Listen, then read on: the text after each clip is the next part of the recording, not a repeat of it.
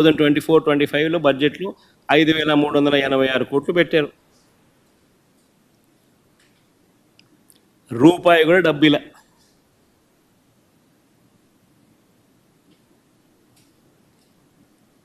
ఇదే పెద్ద మనిషి చంద్రబాబు నాయుడు మళ్ళీ చిత్తశుద్ధి ఎలాగూ లేదు కాబట్టి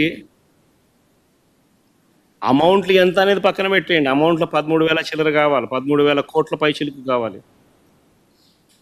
ఆ 13,000 కోట్ల పైచిలుకు ఎలాగో పెట్టేది లేదు. ఇష్టం వచ్చిన నెంబర్ ఏదో ఒకటి పెట్టాలి, నామకే వాస్తే పెట్టాలి, మోసం చేయాలనే ఉద్దేశంతో చిత్తశుద్ధి ఎలాగూ లేదు కాబట్టి పెట్టామంటే పెట్టామన్నట్టుగా పెట్టారు. పెట్టిన తర్వాత దాన్ని అమలు చేయకుండా వదిలేశారు. ఈ సంవత్సరం బడ్జెట్లో బడ్జెట్ అట్ గ్లాన్స్లో 9,407 కోట్లు చూపించారు. బడ్జెట్ డాక్యుమెంట్స్లోకి వెళ్ళి చూస్తే, డిమాండ్ ఫర్ గ్రాంట్స్లోకి వెళ్ళి చూస్తే అక్కడ 8,278 కోట్లు ఇంకొక నెంబర్ కనిపిస్తుంది. సరే, వాస్తవానికి ఎంతమంది పిల్లలు ఉన్నారు, రాష్ట్రంలో ఎంత డబ్బు ఖర్చు అవుతుంది అని చెప్పి ఒకసారి లెక్కల్లోకి వెళ్ళి చూస్తే ఈ లెక్కలన్నీ కూడా యూడిఐఎస్సి అంటే unified district information system for education, central గవర్నమెంట్కి సంబంధించి department of school education and literacy, ఈ డిపార్ట్మెంట్కు, సెంట్రల్ గవర్నమెంట్ డిపార్ట్మెంట్కు, department of school education and లిటరసీకి మన కలెక్టర్లే కాకుండా దేశవ్యాప్తంగా ఉన్న కలెక్టర్లు అందరూ కూడా వాళ్ళ పరిధిలో ఉన్న ఏ బడిలో ఏ పిల్లాడు చదువుతూ ఉన్నాడు, ఆ పిల్లాడికి సంబంధించిన ఆధార్ కార్డు డీటెయిల్స్తో సహా ప్రతి జిల్లా నుంచి నమోదు చేస్తారు. That is called యూడిఐఎస్సి, unified district information system for education. ఇది మ్యాండేటరీగా, పీరియాడికల్గా, రెగ్యులర్గా ప్రతి డిస్ట్రిక్ట్ కలెక్టరు దేశవ్యాప్తంగా ఈ యూడిఐఎస్సికి తాను అప్లోడ్ చేస్తూ ఉంటాడు. తన జిల్లాలో ఎన్ని స్కూళ్ళు ఉన్నాయి, ఆ స్కూళ్ళల్లో ఎవరు చదువుతూ ఉన్నారు, ఆ పిల్లలు ఎవరు, ఏ గ్రామంలో ఎక్కడున్నారు, ఏమిటి, ఆధార్ కార్డు సార్ డీటెయిల్స్ అన్నీ వాళ్ళు పెడతా ఉంటారు. This is regular practice.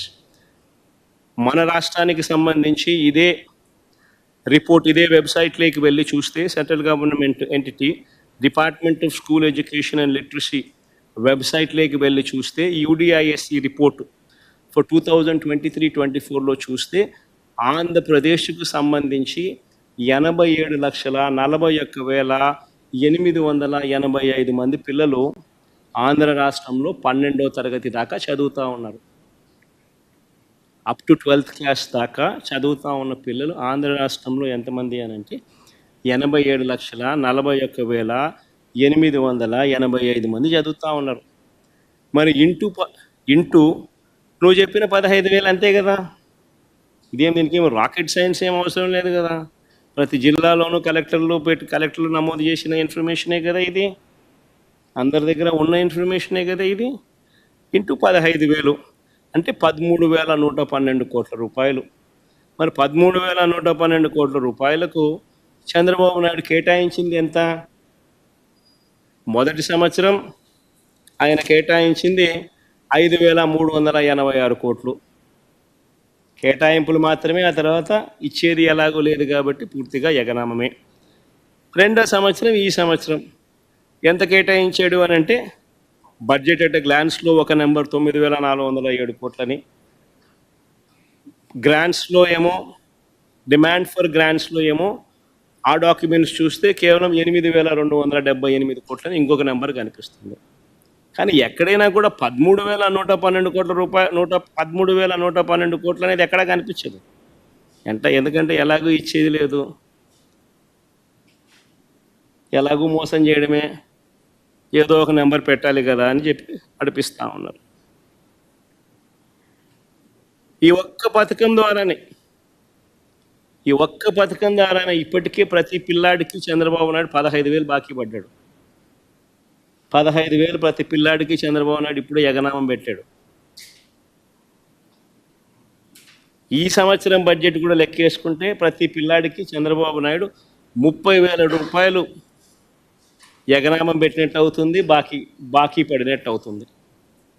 చివరికి చిన్న పిల్లలను కూడా వదిలిపెట్టడం లేదు, ఎగనామం పెట్టడంలోనూ బకాయిలు పెట్టడంలోను, బాకీలు పెట్టడంలోను. అయ్యో, చూసేదానికి కూడా బాగుండదయ్యా, మరి చిన్న పిల్లల దగ్గరికి కూడా ఎందుకు అయ్యా ఈ పద్ధతిలోకి పోతావు చంద్రబాబు? అస్సలు బాల. సరే, ఇంకా రైతులకు సంబంధించి మాట్లాడదు.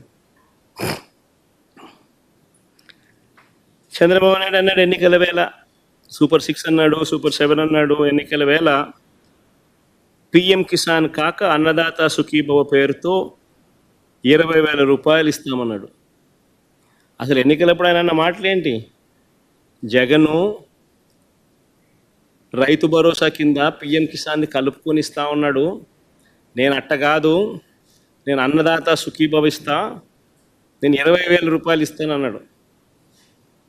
పిఎం కిసాన్ కాక అన్నదాత